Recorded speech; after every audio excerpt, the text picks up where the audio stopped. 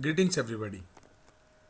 So today we'll be explaining the next topic from the chapter first itself, that is Directive Principles of State Policy, DPSP.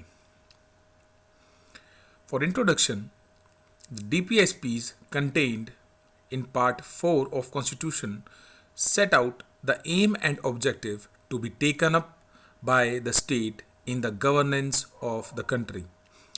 These are non-justiciable in nature. They are different from fundamental rights, as these are the guidelines for government or state for governing the country. These DPSPs are based on Gandhian theory. They are also called as novel feature of Indian Constitution and termed as guideline to make India a social and welfare state.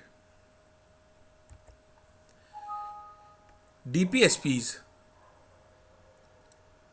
are the directives or guidelines for the governments, non-justiciable, and these contained the various principles along with their classification, such as principles relating to economic equality, principles relating to social equality, and principles for international peace, etc. So now we'll be taking up the classification. The classification of DPSPs are broadly categorized into three principles, namely socialist principles, Gandhian principles, and liberal principles.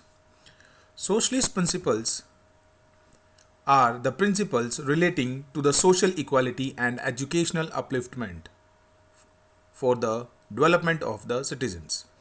Gandhian principles are the principles relating to economic and social equality.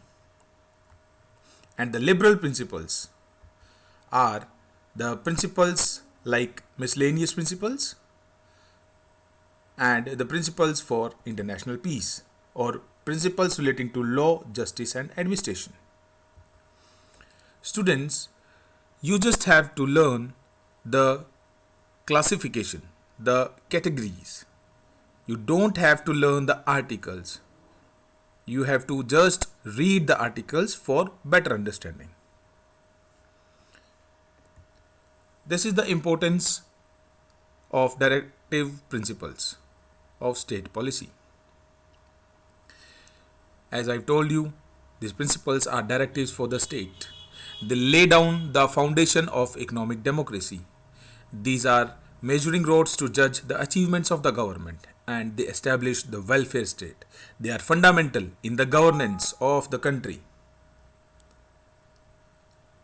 These principles supplement fundamental rights, guiding principles for the courts. They bring stability and continuity in state policies, educative value of directive principles. Thank you.